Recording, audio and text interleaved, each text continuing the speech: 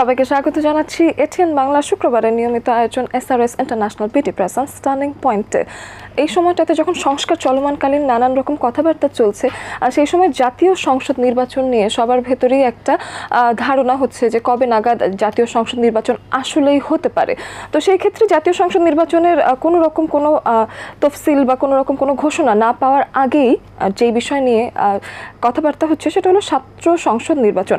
ডাকসু নির্বাচন নিয়ে উত্তপ্ত হয়ে উঠছে ঢাকা বিশ্ববিদ্যালয়, এদিকে জাকসু নির্বাচন নিয়েও কিন্তু জাহাঙ্গীরনগর বিশ্ববিদ্যালয়ে কথাবার্তা চলছে। জাতীয় সংসদ নির্বাচনের আগে হবে ছাত্র সংসদ নির্বাচন নাকি তার পরে হওয়া উচিত, এসব নানান রকম সমসাময়িক বিষয় নিয়ে আজকের আলাপ আলোচনা। এবং সেই আলাপ আলোচনায় আমাদের এসআরএস ইন্টারন্যাশনাল বিটি প্রেজেন্স টার্নিং পয়েন্টে আমরা ডেকেছি দুজন অতিথিকে। চলুন পরিচয় করিয়ে দিই তাদের সাথে। শুরুতে আমাদের সাথে আছেন মোহাম্মদ কামরুজ্জামান রতন, সমাজ কল্যাণ বিষয়ক সম্পাদক, জাতীয় নির্বাহী কমিটি বিএনপি, এবং তিনি সদস্য সচিব হিসেবে আছেন মুন্সিগঞ্জ জেলা বিএনপিতে। অনেক অনেক স্বাগত জানাই। তার পাশেই আছেন অধ্যাপক ডক্টর বোরহান উদ্দিন, তিনি প্রাণ রসায়ন ও অনুপ্রাণ বিজ্ঞান বিভাগে আছেন, সিনেট সদস্য হিসেবে আছেন জাহাঙ্গীরনগর বিশ্ববিদ্যালয় ও নির্বাহী পরিষদ সদস্য জাহাঙ্গীরনগর বিশ্ববিদ্যালয়ের শিক্ষক সমিতি। অনেক অনেক স্বাগত জানাই। ধন্যবাদ আপনাকে। দুজনকে পেয়ে ভীষণ ভালো লাগছে এবং ভীষণ গুরুত্বপূর্ণ একটা আলাপ আজকে। আমাদের আজকের বিষয়টা হলো গণতান্ত্রিক রাষ্ট্রে ছাত্র সংসদ নির্বাচনের গুরুত্ব এবং ছাত্র সংসদ ঘিরে এই নির্বাচনটা ঘিরে আশা এবং শঙ্কা। তো সেক্ষেত্রে শুরুতেই স্যারের কাছে যদি আসি, এসে একটু জানতে চাই যে ডাকসু নির্বাচন নিয়েও ঢাকা বিশ্ববিদ্যালয়ে কথা হচ্ছে, জাকসু নিয়ে কথা হচ্ছে। তো সেই ক্ষেত্রে সার্বিক রাজনৈতিক প্রেক্ষাপটে আপনি বিষয়টাকে কিভাবে দেখছেন? রাজনীতিটাই হলো চলমান একটা গণতান্ত্রিক প্রক্রিয়ার একটা রাষ্ট্রীয় বিধি ব্যবস্থার মধ্যে নির্বাচন শব্দটি আসবে। রাষ্ট্রীয় যে আমাদের নির্বাচন কাঠামোটা আমরা বিগত সবাই আমরা জানি 15 বছর যাবৎ এটা একটা ক্ষয়িষ্ণু না, এটা একটা ধ্বংসপ্রাপ্ত একটা জায়গা থেকে আমাদের দীর্ঘদিনের প্রত্যাশার ছাত্র জনতার বিপ্লবের একটা ফসল হিসাবে আমরা একটা প্রত্যাশার জায়গায় এসেছি। সেই ক্ষেত্রে আমাদের জাতীয় নির্বাচন আমরা চাচ্ছি যে এখানে মতামতের ভিত্তিতে একটি সুষ্ঠু গণতান্ত্রিক পরিবেশে একটা ক্রেডিবল মানুষের একটা বিশ্বাসযোগ্য আস্থার জায়গা থেকে আমরা একটা নির্বাচনের দিকে যাব, এটাই প্রত্যাশা। সেই লক্ষ্যে আমাদের কাজ হচ্ছে, বিশেষ করে বর্তমান অন্তর্বর্তীকালীন সরকার তারা কিন্তু মোটামুটি একটা রোডম্যাপ বলতে আমরা যেটা ডেটটা দেয়নি, যে তফসিল ঘোষণা ডেটটা হয়নি, সেটা তো নির্বাচন কমিশন দিবে। ইতিমধ্যেই কিন্তু গতকালও আমরা উপদেষ্টার যে প্রেস সেক্রেটারি সে একটা গাইডলাইন দিয়েছে যে এন্ড অফ দ্য ডিসেম্বর অথবা আমাদের 2026-এর আমাদের প্রাথমিক যে একটা মাস, সেই একটা মোটামুটি কাছাকাছি একটা কিন্তু ডেট কিন্তু আমরা পেয়েছি। তো এটা তো আমাদের জাতীয় নির্বাচনের ক্ষেত্রে। এখন ছাত্র জনতার যে বিপ্লব, ছাত্ররাই আগামী দিনের ভবিষ্যৎ, ছাত্ররাই মেধা রাজনীতির যোগ্যতাতে দিয়েই কিন্তু আগামী দিনের রাষ্ট্র বিনির্মাণে তারাই কিন্তু রাষ্ট্রের কাঠামোর মধ্যে দেশ চালাবে। বিগত দিনে দেখেন আমাদের এই দেশ চালাবার জন্য আমাদের কবে থেকে আমাদের ডাকসু, এই ঢাকা বিশ্ববিদ্যালয় থেকে যারা নেতৃত্ব দিয়েছে এবং ডাকসুতে বিশেষ করে পাকিস্তান আমলেও কিন্তু আমাদের ডাকসু কিন্তু অলমোস্ট নিয়মিত আমাদের ইলেকশনগুলো হতো।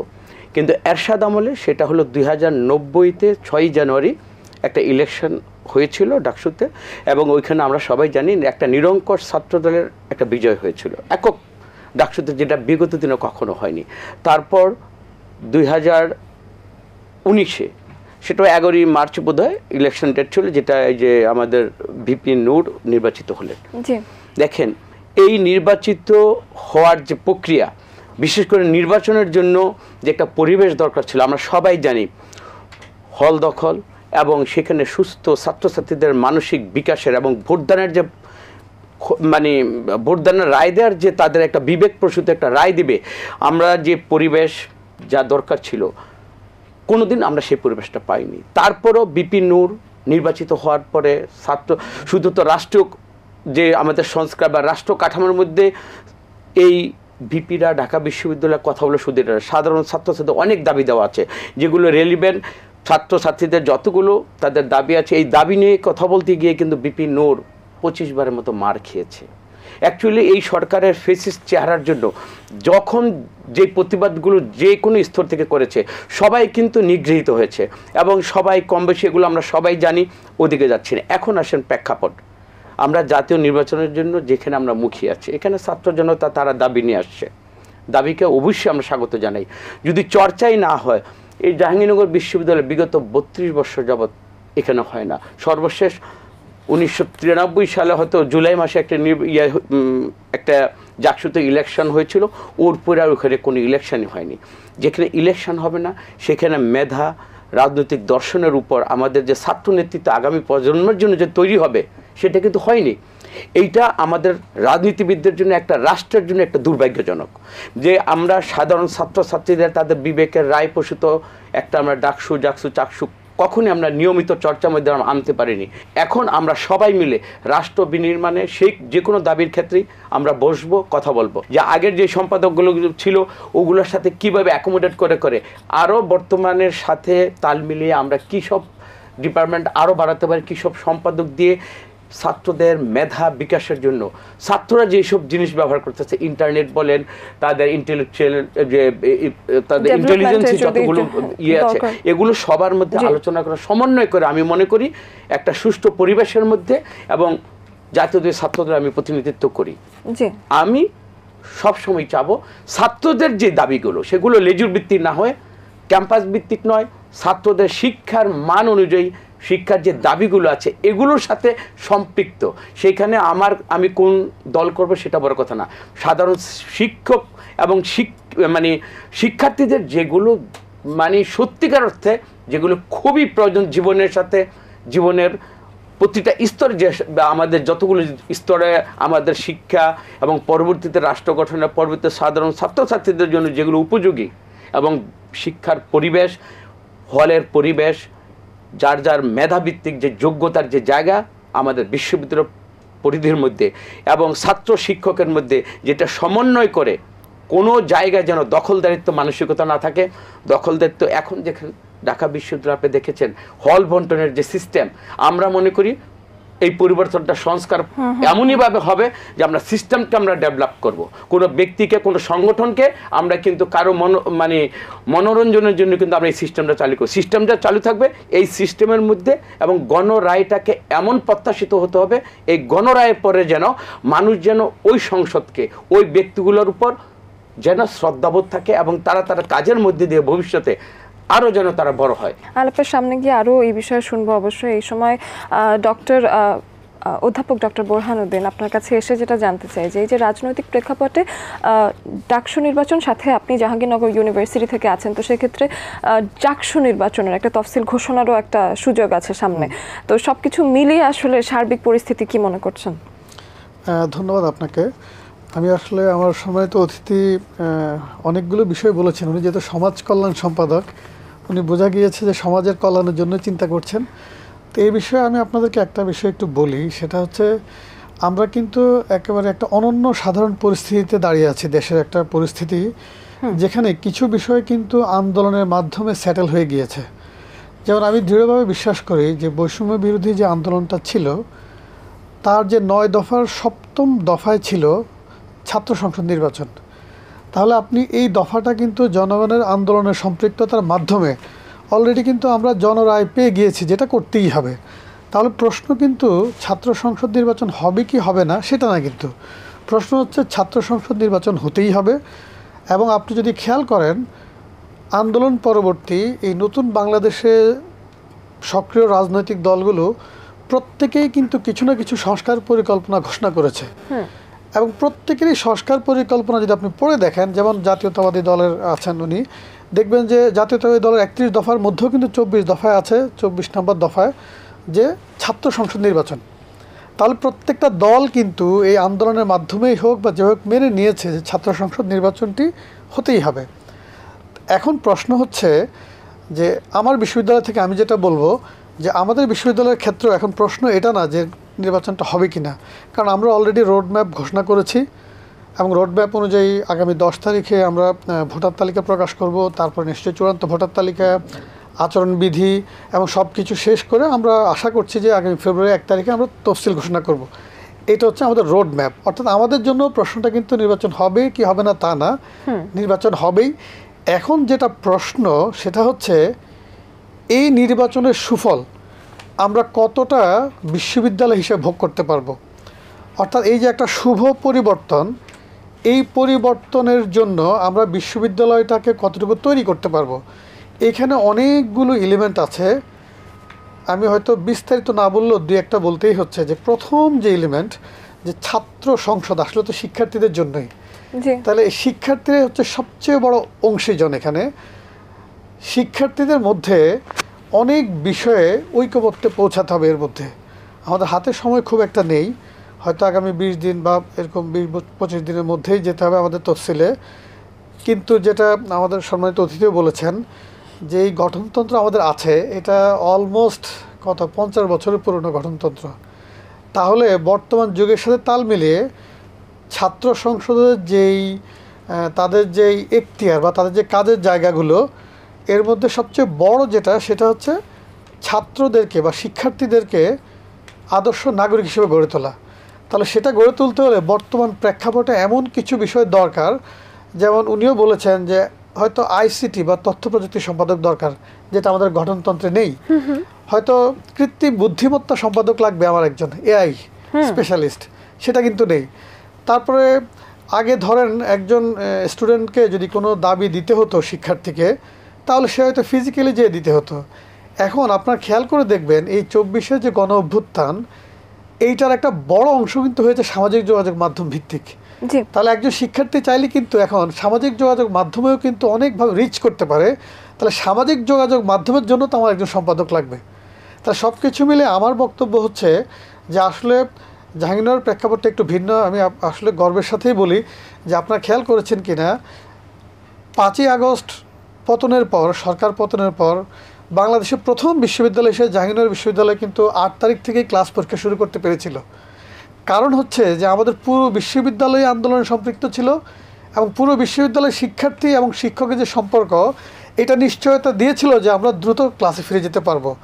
সেই আশাটা রেখে আমি বলতে পারি অন্যান্য বিশ্ববিদ্যালয় ক্যাম্পাসও নিশ্চয়ই যাবে, কিন্তু আমি মনে করি আমরা খুব দ্রুতই জাকসুর সফল যেই অনুষ্ঠান, সেটা আমরা দেখতে পাবো।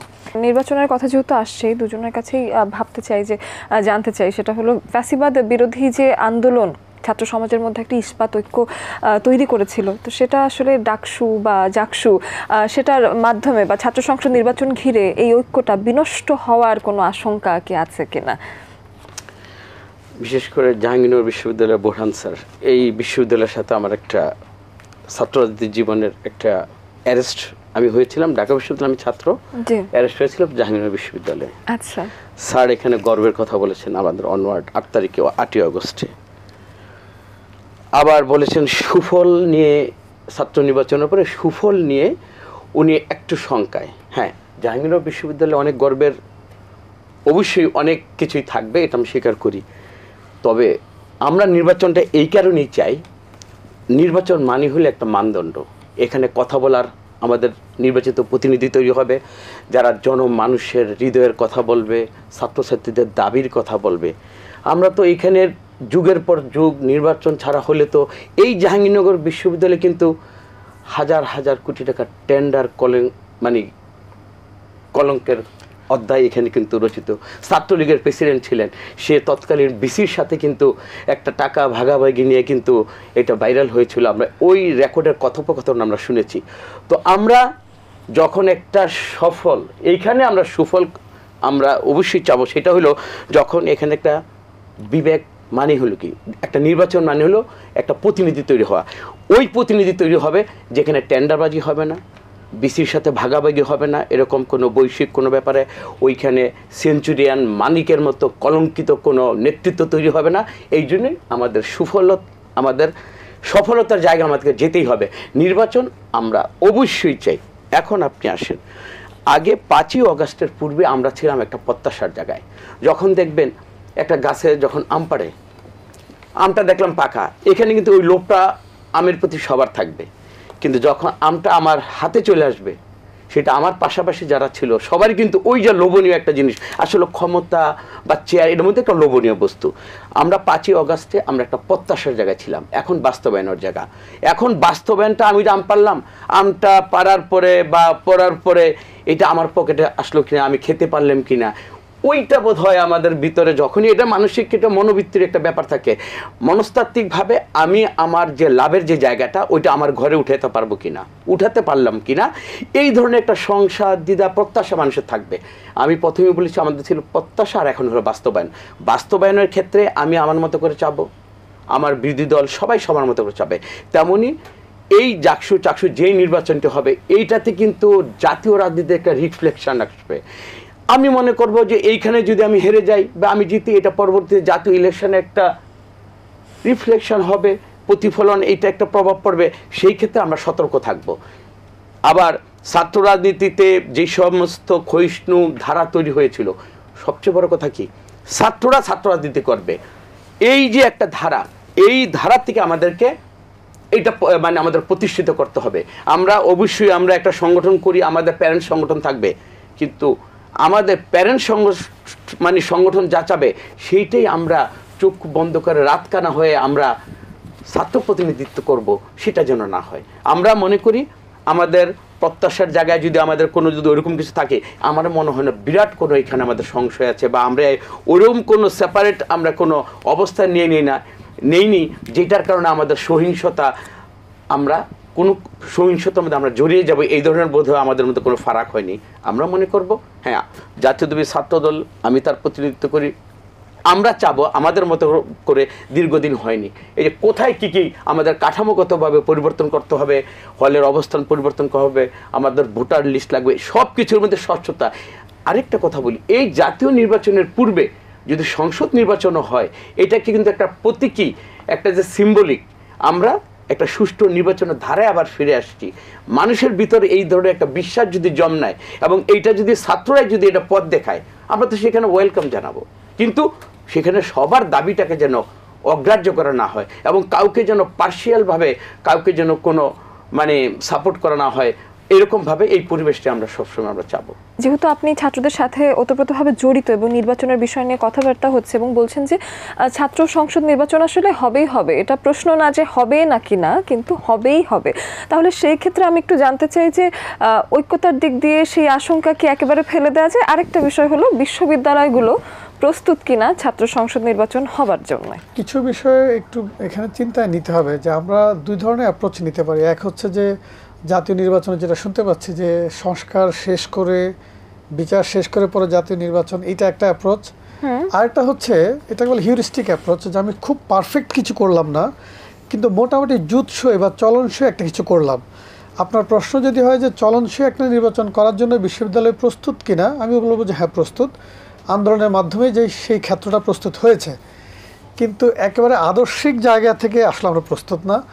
কারণ হচ্ছে, আমি তো আগেও বলেছি যে গঠনতন্ত্রে আপনি যদি একটু পড়ে দেখেন, মেধাভিত্তিক কোনো একজন শিক্ষার্থীর সে নেতৃত্বে আসবে এই নিশ্চয়তা নেই। আবার বিভিন্ন বিভাগের চাহিদা বিভিন্ন রকম, যেমন বিজ্ঞান যে বিষয়গুলো তাদের একরকম চাহিদা, তারপরে কলা অনুষদের বিভাগগুলো আরেক রকম চাহিদা। এই ভিন্ন অনুষদের বিভিন্ন বিভাগের চাহিদাগুলো পূরণ করার জন্য কিন্তু আমাদের গঠনতন্ত্র প্রস্তুত না। তাহলে আমাদের সামনে কিন্তু একটা বড় সড়ো কাজ আছে। তা আমি মনে করি বা আমি আশা করি যারা ক্রিয়াশীল ছাত্র সংগঠন আছে তারা হয়তো এটা বুঝতে পারবে যে আমাদেরকে অল্প সময়ে অনেক বড় কাজ করতে হবে। প্রথমত হচ্ছে যে আপনার যে দ্বিতীয় প্রশ্নটা আপনি করেছেন, হ্যাঁ তাদের মধ্যে একটা বিভেদ হয়েছে, এটা আমরা দেখতে পাচ্ছি। একেবারে যে চূড়ান্ত বা চিরস্থায়ী বিভেদ তা হয়তো না, ইস্যু ভিত্তিক কিছু বিভেদ আমরা আন্দোলনের পক্ষগুলোর মধ্যে দেখতে পেয়েছি। আমার বিশ্ববিদ্যালয়ে আমি দেখতে পেয়েছি যে বিভিন্ন ইস্যু ভিত্তিক তাদের মধ্যে কিছুটা দূরত্ব হয়েছে। তো আমি আশা করি বৃহত্তর স্বার্থে তারা এই দূরত্ব গুছিয়েই নির্বাচনে আসবে। আর বিশ্ববিদ্যালয় যদি বলেন যে প্রস্তুত কিনা, আমি বলবো যে আসলে প্রস্তুত না এক বাক্যে, কিন্তু এই অপ্রস্তুত অবস্থা থেকে কিছুটা উত্তরণ ঘটিয়ে মোটামুটি মানসম্পন্ন একটা নির্বাচন হয়তো করা যাবে, যদি শিক্ষার্থীরা সহাবস্থান নিশ্চিত করে সহনশীলতা দিয়ে সামনের দিনগুলিতে তারা যদি একসাথে বিভিন্ন বিষয়ে ঐকমত্যে পৌঁছাতে পারে। এদিকে মোহাম্মদ কামরুজ্জামান রতন, আপনার কাছে এসে যদি জানতে চাই যে আপনি যেহেতু ঢাকা বিশ্ববিদ্যালয়েরই ছাত্র ছিলেন এবং সাথে ছাত্র সংসদ নির্বাচন ঘিরে বিশ্ববিদ্যালয়ে এই পর্যন্ত ফ্যাসিস্ট আওয়ামী লীগ সরকারের সমর্থকদেরকে বহাল রেখে ডাকসু নির্বাচন যদি আয়োজন করা হয়, সেই ক্ষেত্রে আপনার কি মনে হয় সুষ্ঠু নির্বাচন সংগঠিত হবে কিনা? না, ইতিমধ্যে তো আমরা জানি ছাত্রলীগ নামক যে সংগঠন এটা নিষিদ্ধ হয়েছে। তো ছাত্রলীগের মতাদর্শের অনেক সাধারণ ছাত্রছাত্রীরা তো ভোটার হবে, তারা কার পক্ষে মত দিবে এটা তাদের নিজস্ব ব্যাপার। এগুলো তো হিডেন তাদের একটা মতবাদ, বা তারা ভোটের ক্ষেত্রে কাকে চুজ করবে এটা কিন্তু তাদের নিজস্ব মতবাদ। আমরা ছাত্রলীগকে নিষিদ্ধ করেছি, কিন্তু ঢাকা বিশ্ববিদ্যালয়ের যদি আমি ধরি, সাধারণ যারা ভোটার সবাইকে তো আমরা নিষিদ্ধ করি না বা চিহ্নিত করতে পারি নাই। যখনই আমরা ওই রকম ইশতেহার যখন ঘোষণা করবে, ভোটার লিস্ট হালনাগাদ যখন হবে, তখন কিন্তু আমরা কিন্তু একটা ইন জেনারেল কিন্তু আপনাকে একটা ভোটার লিস্ট তৈরি করতে হবে। সেইখানে ওরা কাকে ভোট দিবে, ওরা কাদেরকে ভোট দিয়ে তাদের নিজস্ব একটা কাছাকাছি, মনে করেন যে আপনি আমার শত্রু, সরাসরি আমি এক জায়গায় আমি যেতে পারবো না। আমি চাবো যে আপনার যে কমন বা আমার যে কমন একটা বন্ধু আছে তাকে দিয়ে আমি সার্ভাইভ করে থাকার জন্য একটা কৌশলী ওরা কিন্তু একটা মনোভাব কিন্তু ওদের ভিতরে থাকবেই। তো এই কৌশলী মনোভাব নিয়ে ওরা আলটিমেটলি, যেহেতু ছাত্রলীগ নিষিদ্ধ হয়েছে, ওরা ইলেকশন করতে পারবে না, সেই ক্ষেত্রে ওরা কিভাবে ভোট দিবে, ওরা কাদেরকে ভোট দিবে এইটা নিয়ে আমরা আগাম কোনো কথা বলতে পারবো না। ওরা দেখবে ওদের জাতীয় নির্বাচনে জাতীয় স্বার্থে এবং দলের অস্তিত্বের স্বার্থে কাকে ওরা মানে কনফিডেন্সে নিতে পারবে, আমার মনে হয় তাদেরকে তারা চুজ করবে। আর সেই ক্ষেত্রে আমি সবচেয়ে ব্যাপার যেটা, আমি বিশ্ববিদ্যালয়ের ছাত্র হিসেবে আপনারা জানেন, আমি বিশ্ববিদ্যালয়েরটা কিন্তু সম্পূর্ণ একটা ভিন্ন একটা আঙ্গিক। এই আঙ্গিনায় কিন্তু আমি আমার স্বার্থগুলোকে আমি বড় করে দেখব, এবং আমার জন্য কোন সংগঠন কথা বলবে, কোন সংগঠনের কথা বলে এবং কোন সংগঠনের মানুষগুলোকে আমি চুজ করব। আমি যেন আজকে দেখেন এই 5ই আগস্টের পরে আমাদের কিন্তু অনেক মনস্তাত্ত্বিকভাবে আমরা কিন্তু অনেক কিছু আমাদের চেঞ্জ হয়েছে, আমাদের রুচিবোধের চেঞ্জ হয়েছে। সেখানে নেতৃত্ব বাছাইয়ের ক্ষেত্রে আমরা মনে করব এইটা একটা সঠিক একটা রায়ের জায়গা। সুতরাং এইটাকে কোনো হেলাফেলা করে এটা আমরাকে নষ্ট করতে পারবো না। একটা ভোটের রায় এটা অনেক বড় জিনিস। চাকসুর থেকে কিন্তু যারাই আপনি দেখেন বর্তমান রাষ্ট্র কাঠামোতে যারা দেশ চালাচ্ছে, তাদের প্রিভিয়াস হিস্ট্রিতে দেখেন এই সমস্ত সংগঠনের নেতৃবৃন্দ কিন্তু এখন রাষ্ট্র চালাচ্ছে। হয়তো এই দলের মধ্যে আমাদের 10 জন আছে, ওইখানের মধ্যে কিন্তু 12 জন আছে। সুতরাং জাকসু এবং চাকসু এই নেতৃত্বের মাধ্যমে ভবিষ্যতে আমরা চাবো যে রাষ্ট্র বিনির্মাণে ওই সমস্ত সৎ, যোগ্য এবং আপনি দেশপ্রেমিক সততা নিয়ে যারা রাষ্ট্র চালাবে, এই ধরনের নেতৃত্বগুলোই যেন আগামী দিনের এই প্রজন্ম আমরা যেন তাদেরকে চুজ করতে দেয়, এবং তাদের চুজ করে রাষ্ট্র বিনির্মাণে একটা গতিশীল বাংলাদেশ, একটা উন্নত বাংলাদেশের জন্য এই ছাত্র প্রতিনিধি আমাদেরকে পথ দেখাবে, যে পথ দেখিয়েছে 5ই আগস্টে আমার এই ছেলে সন্তানরা। আপনাদেরকে অনেকেই কিন্তু মনে করছেন যে জাতীয় সংসদ নির্বাচনের পরে যাতে ছাত্র সংসদ নির্বাচন হয়, তো সেই বিষয়ে আপনি কি মনে করেন, স্যার কি মনে করেন? দুজনের কাছে শুনবো। আমি কি মনে করব, আমার মতো করে মনে করব, আমার স্বার্থের কারণে আমি একরকম মনে করব। কিন্তু আমার মনে হয় যখনই আমরা আলোচনার টেবিলে বসি, বিশেষ করে ডক্টর ইউনূস যখন সবাইকে ডাকেন, উনি কিন্তু সবার মত নেন, তখন ওই মতামতের ভিত্তিতেই কিন্তু একটা কিন্তু ডিসিশন বেরিয়ে আসবে। তো যেহেতু উনি সবাইকে ডাকতেছেন, ওই ডাকের মধ্যে তারা আমাদের পর্যায়ের লোকগুলো আমরা যাই না, নিশ্চয়ই আমাদের সিনিয়র যাদের কথাতে আমরা কর্মসূচি পালন করি, এবং ওনারা হয়তো আমাদের সাথে এটা বিভিন্ন মতামত নেন। কিন্তু আলটিমেটলি আমি মনে করি আমাদের দলের যাদের সিনিয়র যারা নেতৃবৃন্দ, যারা অন্তর্বর্তীকালীন সরকারের প্রধানের সাথে কথা বলে, ওই কথার মধ্যে দিয়ে একটা ডিসিশন বেরিয়ে আসবে। অধ্যাপক ডক্টর বোরহান কি মনে করেন? আসলে এই বিষয়ে আমি মনে করি একেবারেই যে জাতীয় সংসদ নির্বাচনের পরেই ছাত্র সংসদ হতে হবে অথবা ছাত্র সংসদ নির্বাচনের পরে জাতীয় সংসদ হতে হবে, এইটা আমি মনে করি দুটো সম্পূর্ণ ভিন্ন ঘটনা, দুটোকে এক করে দেখার সুযোগ নেই। তো ব্যক্তিগতভাবে আমি মনে করি যেহেতু আমাদের শিক্ষার্থীরা এবং ছাত্ররা রাষ্ট্রীয় রাজনৈতিক পরিস্থিতিতে এত বড় একটি ভূমিকা রেখেছে 24-এ, আমি মনে করি ছাত্র নেতৃত্বকে এখন সামনে এগিয়ে নিয়ে আসতে হবে। তো সেই হিসাবে যদি আপনি আমাকে ব্যক্তিগত মতামত বলেন, আমি বলবো যে ছাত্র সংসদ নির্বাচনটা আগে হওয়া জরুরি, এবং আমি আগের মতোই বলবো যে আসলে নির্বাচন হওয়া নিয়ে আমার সংশয়ের চেয়ে যেটা বেশি সংশয়, নির্বাচন চলাকালীন এবং নির্বাচনের পরে সুফল আমরা পাবো কিনা। আমি একটা জিনিস বলে একটু শেষ করব, আমি ভুলে গিয়েছি বলতে, আমাদের রাষ্ট্রের বলেন দেশের বলেন প্রত্যেকটা ক্ষেত্রে অ্যাকাউন্টেবিলিটি কিন্তু নাই। কীরকম ধরেন একটা ছাত্রদের একটা অংশ এখন নানান ইশতেহার দিয়ে ইলেকশন করবে, তারা বিভিন্ন কর্মসূচি ঘোষণা করে তারা হয়তো নির্বাচিত হবে, কিন্তু নির্বাচিত হওয়ার পরে তারা ঘোষিত ইশতেহারের জন্য কতটুকু কাজ করছে অথবা কতটুকু করছে না, এইটা কিন্তু নিরূপণ করার বা এটাকে বিচার করার কিন্তু কোনো টুলস আমাদের এই গঠনতন্ত্রে নেই। তাহলে জাকসুর গঠনতন্ত্রে এই টুলসটাও থাকা উচিত। রাষ্ট্রীয় পর্যায়টা তো আমরা বলতে পারবো না, অ্যাটলিস্ট আমাদের বিশ্ববিদ্যালয়টা বলতে পারবো যে কোনো একটা ব্যক্তি বা সংগঠন যদি তার প্রতিনিধিকে পাশ করে নিয়ে আসেন বা তিনি যদি নির্বাচনে ভালো ফলাফল করেন, নির্বাচিত হওয়ার পরে তিনি তার ঘোষিত ইশতেহারের পিছনে কতটুকু সময় ব্যয় করছেন, কতটুকু ঐকান্তিক প্রচেষ্টা চালাচ্ছেন এবং তিনি কতটুকু সফল হচ্ছেন, এইটাও আমি মনে করি নিরূপণ করার জন্য একটা টুলস বা পদ্ধতি এই গঠনতন্ত্রেই থাকার দরকার আছে। তবে আমি আবারও বলবো যে আমি মনে করি যেহেতু 24-এর বাংলাদেশ হচ্ছে বিপ্লবের বাংলাদেশ, ভাঙার বাংলাদেশ এবং ভেঙে গড়ার বাংলাদেশ, সো আমি এই মুহূর্তে মনে করি যে আসলে ছাত্র সংসদটা আগে হওয়া উচিত এবং ছাত্র সংসদের তাদের যে মেধা, এই মেধা ভিত্তিক যে বিভিন্ন প্রপোজাল আসবে সেগুলো বিশ্ববিদ্যালয়ে যেমন বাস্তবায়িত হওয়া জরুরি, একইভাবে এই প্রস্তাবনাগুলো রাষ্ট্রীয় পর্যায়ে বাস্তবায়ন হওয়াটা আমি জরুরি মনে করি। ওকে, তাহলে আজকে আসলে ছাত্র সংসদ নির্বাচন নিয়ে দুজনের কাছ থেকে বেশ গুরুত্বপূর্ণ কিছু তথ্য আমরা পেলাম এবং আমরা চাই যে ছাত্র সংসদ নির্বাচন হোক অথবা জাতীয় সংসদ নির্বাচন হোক, দুটোই যাতে সুষ্ঠু নির্বাচন হয় এবং অতি সত্বর সেই বিষয়ে যাতে আমরা আরও ধোঁয়াশা থেকে বেরিয়ে এসে আরও পরিষ্কার একটা ফলাফল পাই। দুজনকে অসংখ্য অসংখ্য ধন্যবাদ আজকের আলোচনার জন্য। অনেক ধন্যবাদ এটিএন বাংলা আসবার জন্য। আপনাকেও ধন্যবাদ।